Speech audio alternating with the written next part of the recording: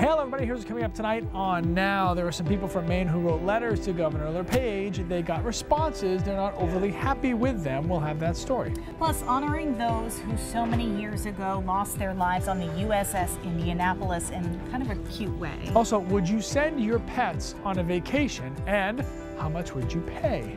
This is News Center Now.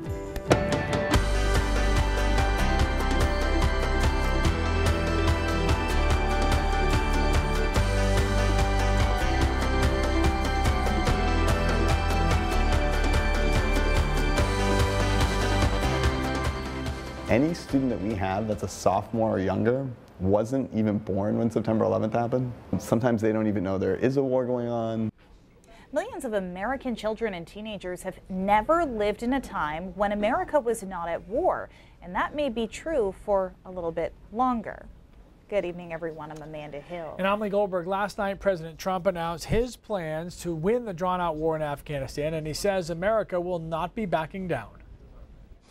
America's enemies must never know our plans or believe they can wait us out. I will not say when we are going to attack, but attack we will. Standing before members of the armed forces in Virginia, the president announced his plan to advance the stalemated struggle against the Taliban and terrorist groups in the Middle Eastern country. The plan did not have a lot of specifics, but one thing was clear: American troops will not be retreating. The Pentagon has already authorized to deploy almost 4,000 soldiers overseas, but Defense Secretary Mattis was reportedly holding off until the White House settled on a strategy. Last night's announcement may very well be what Secretary Mattis was waiting for. This is an issue we want you to weigh in on, by the way. Go to pulse.newscentermaine.com or open up the mobile app on your phone and select the Pulse tab. Tell us, should we send more troops to Afghanistan? Well, here's a look at the numbers. Americans have been waging war against the Taliban for 16 years. The terrorists were ousted, but more than 2,000 American military personnel were killed. Tens of thousands of civilians died in the crossfire, and the war so far has cost American taxpayers about $714 billion, although some estimate it could actually be more than that. Today, the U.S.-backed Afghan government controls less than 60% of the country. But as we saw with ISIS, withdrawing too quickly can lead to a power vacuum, and many American military officials say prolonging our presence in Afghanistan is the right call. So many of us remember kind of the start of this, but if you think about it, if you're a 16-year-old, we've been in the midst of this war an entire lifetime. So we wanted to know what it's like for a high school teacher to experience that progression and how that has changed the way that it's talked about in the classroom. I'd just been teaching for about 2 weeks, and when actually a student came in the room and had me turn on the TV because they said something's happening in New York. And the whole time teaching, I've never had as much of a captive audience as right after September 11th. They came in with tons of questions. They were watching the news. They were reading the newspapers. They wanted to know why it happened, who did it, all the details. And it wasn't really, we were living it as it happened. Do you think there are so many misconceptions about what's actually going on over there? Yeah, so it started back with Iraq. When we went into Iraq, students started to get really confused about the difference between the Iraq War and the war in Afghanistan.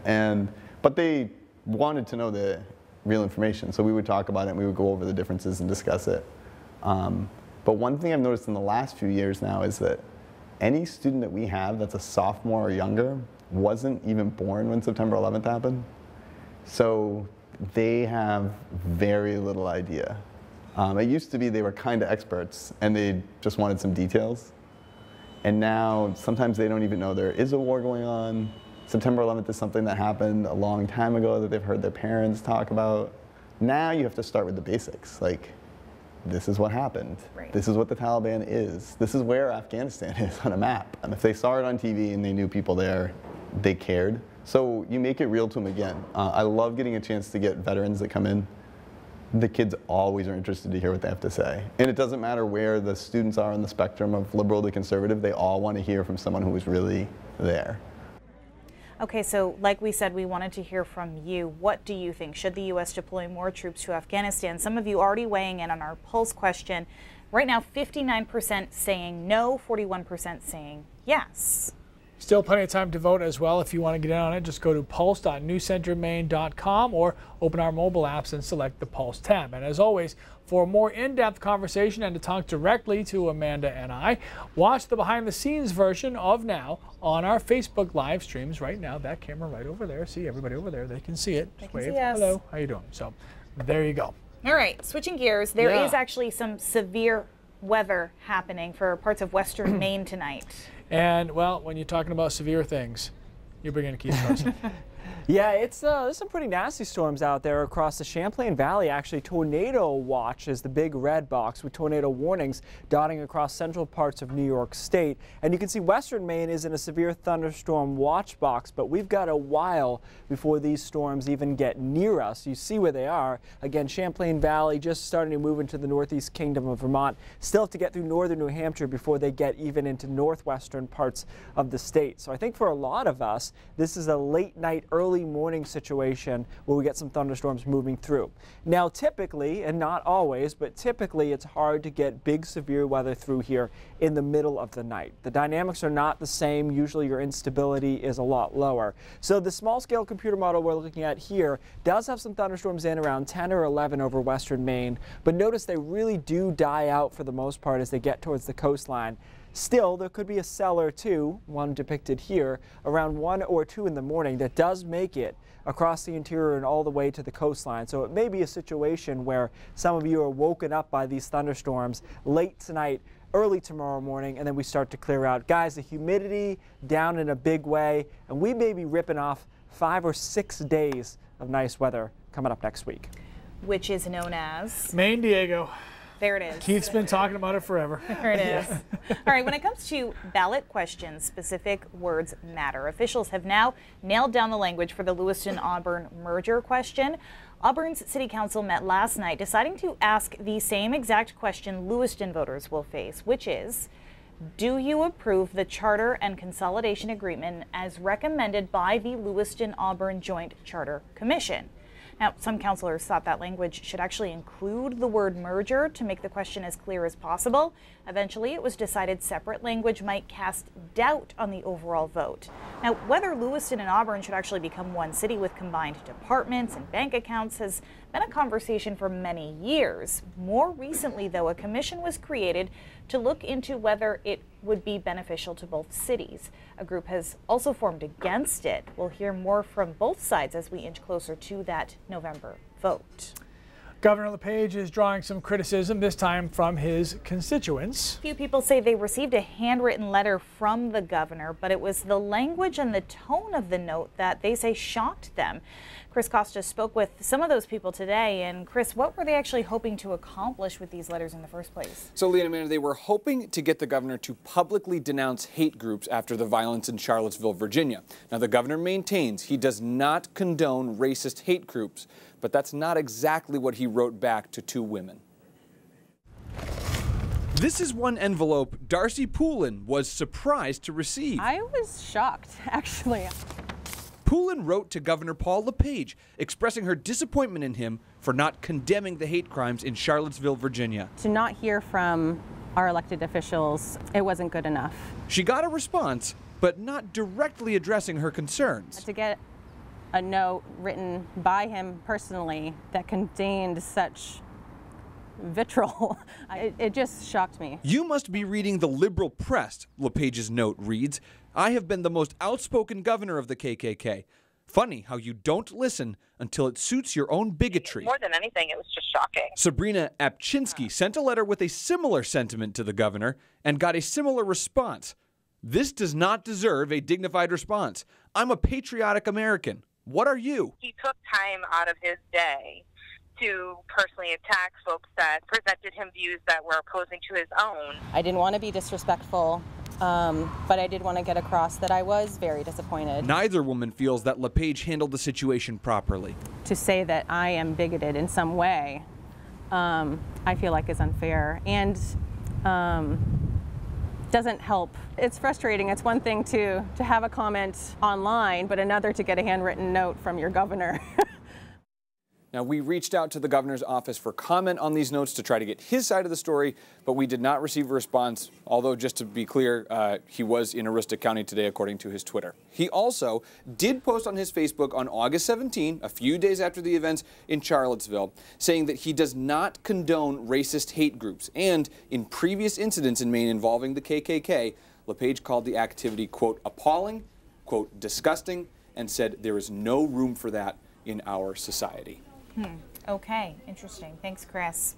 Still to come on now, a veteran sailor of the USS Indianapolis shares his story with us just a few days after officials found the sunken ship at the bottom of the ocean. And Navy officials may have recovered the bodies of those missing sailors that were found aboard the USS McCain. Details when we come back. The remains of Navy sailors were found inside the wreckage of the USS John McCain this morning. The Bath-built Navy destroyer collided with an oil tanker near Southeast Asia on Sunday. 10 American service members were reported missing. The commander of the U.S. Pacific Fleet said Malaysian officials also discovered one body, which has not yet been identified. The Secretary of the Navy declared a full stop on operations as they conduct a full safety review. The USS McCain crash is the 4th Navy collision this year. 72 years after it was torpedoed by a Japanese submarine and sank, the USS Indianapolis was discovered on the floor of the Philippine Sea by a team of explorers. Now, if you're driving down Main Street in Sanford, you may notice a sign. The man who wrote it is 92-year-old Raymond Payer, a Navy veteran who served in World War II. He spent time on the Indianapolis, and as Jessica Gagne found out, he's worked every day since it sank to make sure no one forgets the sailors lost.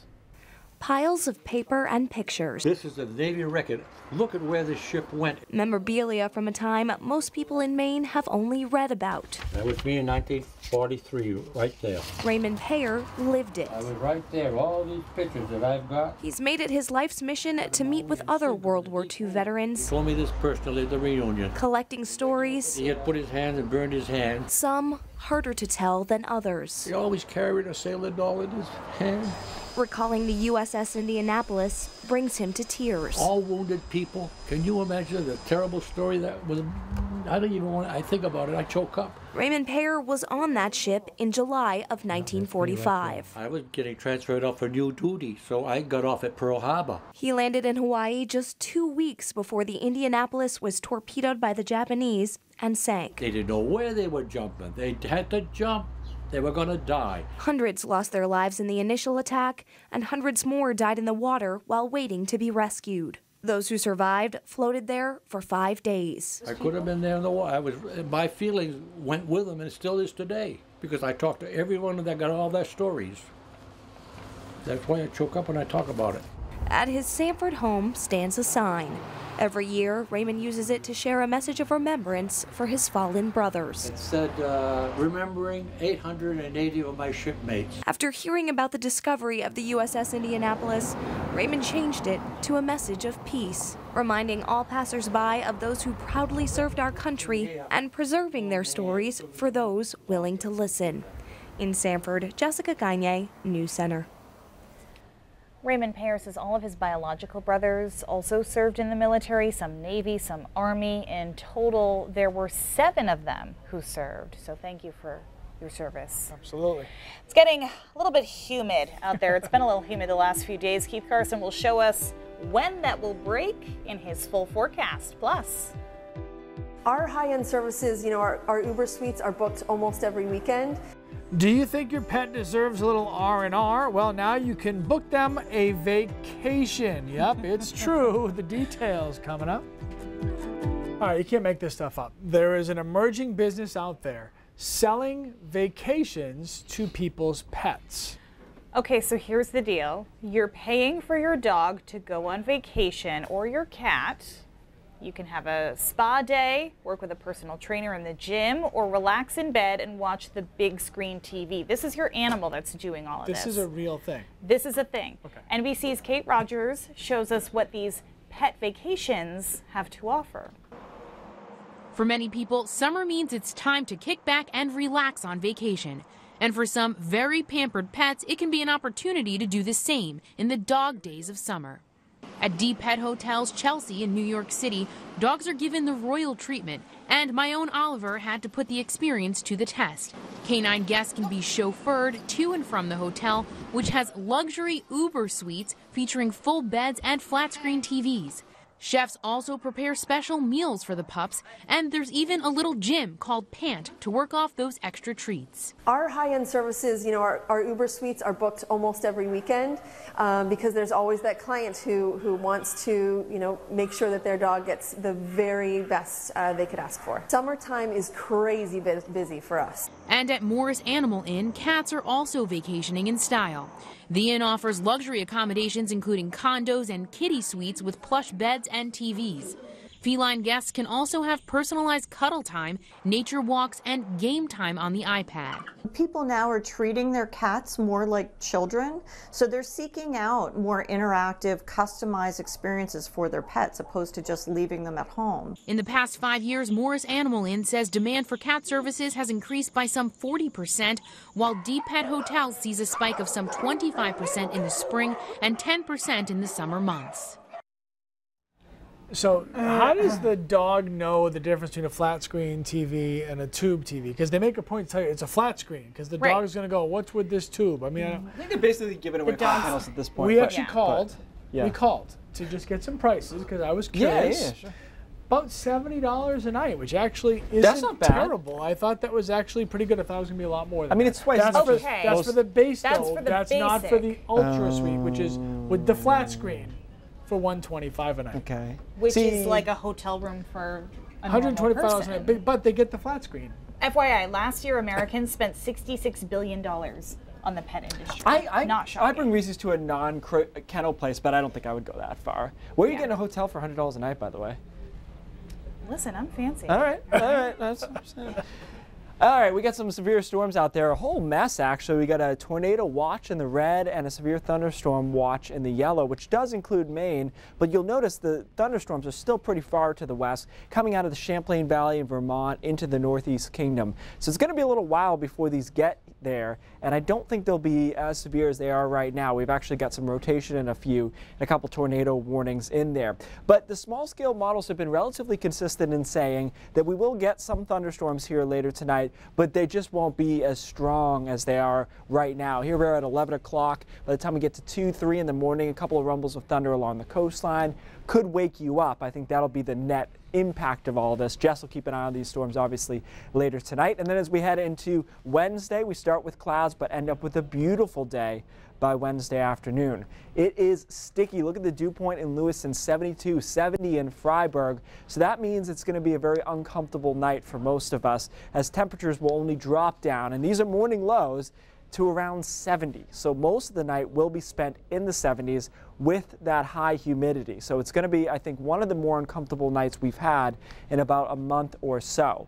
There will be relief, though, for that coming as we head into Wednesday afternoon, Thursday, Friday, Saturday through the weekend. We've got some much cooler air moving in Saturday and Sunday morning. And some of the morning lows are going to be not chilly, but cool. Here's what I'm thinking Sunday morning. A lot of 40s out there, not even high 40s in a place like Berlin, coming in at 43 degrees for a low temperature. So we're going to rip off a whole slew of really nice days here from Friday, Saturday, Sunday, Monday, probably into Tuesday as well.